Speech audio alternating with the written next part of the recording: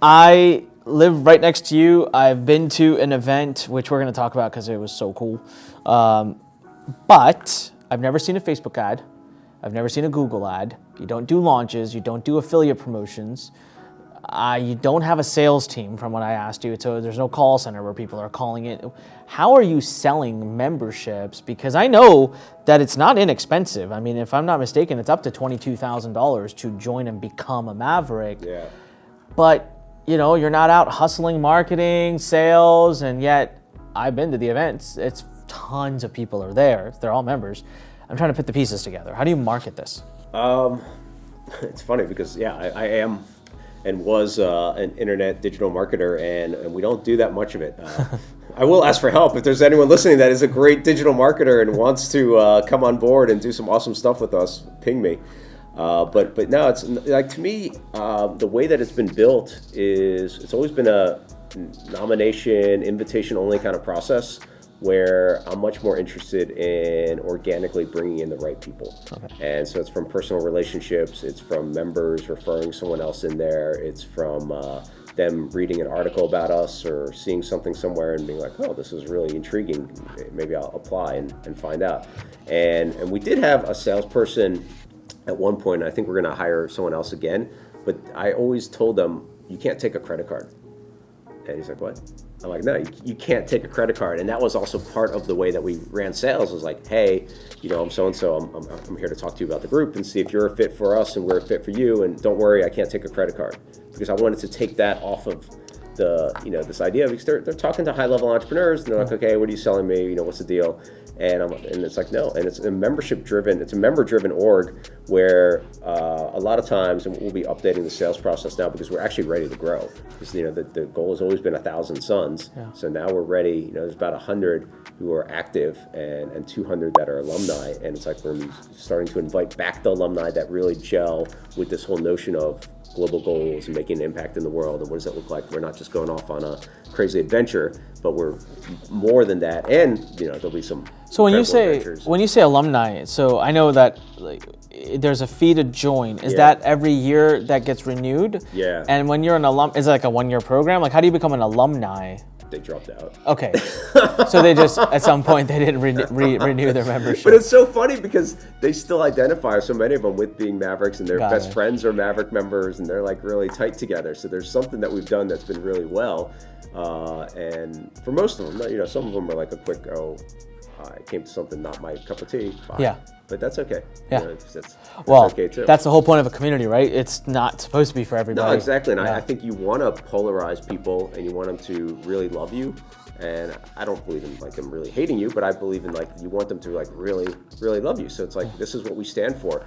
And so that's where our creed comes in as well, which is, what are the Maverick kind of core values and what does that look like? Yeah. And we incorporate that into different ways. So like M is, I am a multiplier. A, I am abundance minded. V, I'm a visionary. E, I'm extraordinary. R, I reconnect.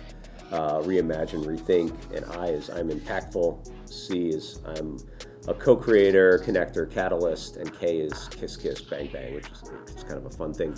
But we incorporate these pieces into now. Do you their think community. Every Maverick could do they know could they that? recite that? Yeah, do they know that? It's really interesting. Is that important? It's important in some aspects because I want them to know what does it mean to be a Maverick. And I want them to, because everyone has their own take on it. They can all tell you these 3 circles for sure.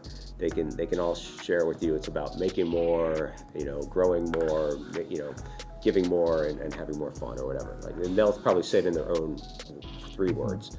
But this part, when we bring in new members, there's actually a ritual, and that's another thing about membership or communities, is you want to have rituals and you want to have creeds, and part of the ritual, I won't share with you exactly what it is, but part of the ritual does involve them restating this and the members saying it as well, so they hear it over and over again. There's a lot of repetition that happens. Are there hoodies involved and fires and any goats being sacrificed? No goats are harmed. Dang it, that would make it fun. It's really interesting. We used to have. That's seriously what that's the visual. That's what you envisioned. Visual. You said ritual. I saw dude, hoodies. I don't know where this. I think you're finally ready to come in. It's been it's been 15 years or whatever. It has been some but time. It's time, and I think you would get a lot out of it, and you would love it. But yeah, then you would see what the ritual is. We had to change it because our whole ocean advocacy last year, part of what we did was actually not super friendly for the ocean. So we're like, okay, we have to walk our talk here. And Wait, what? Hold on. We gotta go back because I remember watching a really cool documentary of something you did for the ocean with Sir Richard Branson. Exactly. There is that the thing that wasn't? No. Okay. It's part of our membership ritual when we brought new members in. Okay. It involved a massive amount of green saran wrap. So There's a lot of plastic that was being wasted. So, again, like as you, evolving you. God, I want to know what it was. Evolving you, once you know, it's really hard to close that door. That's why I don't eat tuna anymore because, while I work in the ocean advocacy space, most tuna is 98% is overfished. So now I'm like, we don't have tuna. I don't want tuna served at our events. We also went I really believe in for the people that we serve, a lot of them put on their own events and their own things. And it's like, okay, how do we become also a great quote unquote role model, but give them other tools. So now we start doing, we pay for members when they come, we offset their carbon credits, however far they flew. We offset them with grass, with seagrass, which is actually one of the biggest producers of oxygen. And so that's all part of our ocean advocacy. Wow. So now we do that as a surprise for them. There's a little notepad or a little note card that shows up on their spot and says, hey, we offset your flight to get here by buying seagrass for you, and this is why it is. And then we want, hopefully some of them keep doing it and do it maybe with their events or whatever they do. Yeah. And then we also got rid of almost all single-use plastic at our events. We got rid of as much bottled water as we could.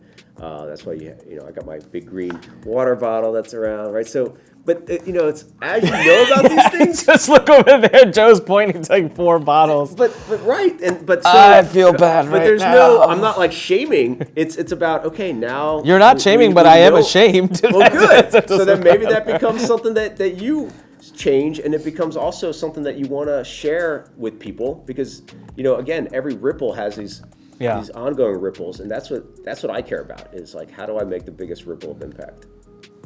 Dang. So you're not just making money, building Mavericks, changing the world.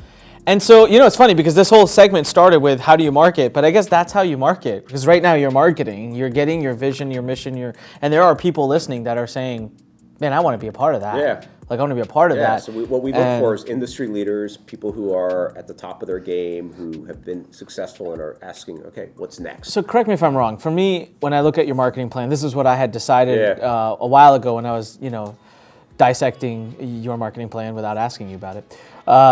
I just figured, hey, you know what? You were very well connected to begin with as an internet marketer. You knew people that had money, that were looking for a little bit more adventure, and that kind of helped you spark your first set of members. Was as simple as asking, hey, do you want to do this? Totally. Yeah. And then from there, it was up to you to make that experience so amazing that they would come back and say, wow, that was amazing. And so they're out there now spreading the word for you, and your membership is exclusive. You have to basically be invited in and apply to be in. And so that goes the next step for you. I wish it was as easy as that, right? That was my original plan. It was we're going to, I know a bunch of people, I'll invite them in. But it was with, so I'll draw another diagram for you, which... OnicPodcast.com for the show notes if you want to see these awesome diagrams. Yeah, so this is joy, right? And joy to me is different than happiness. And you and I both asked, am I happy? And happy to me could be, eating an ice cream sundae, I'm happy. Yeah. That's a fleeting thing. But joy is feeling fully utilized, fully using all your talents, all your resources, everything. What were you meant to do here, right? And so that's when we talked about being in alignment with, we talked about our head, our heart, and our higher purpose.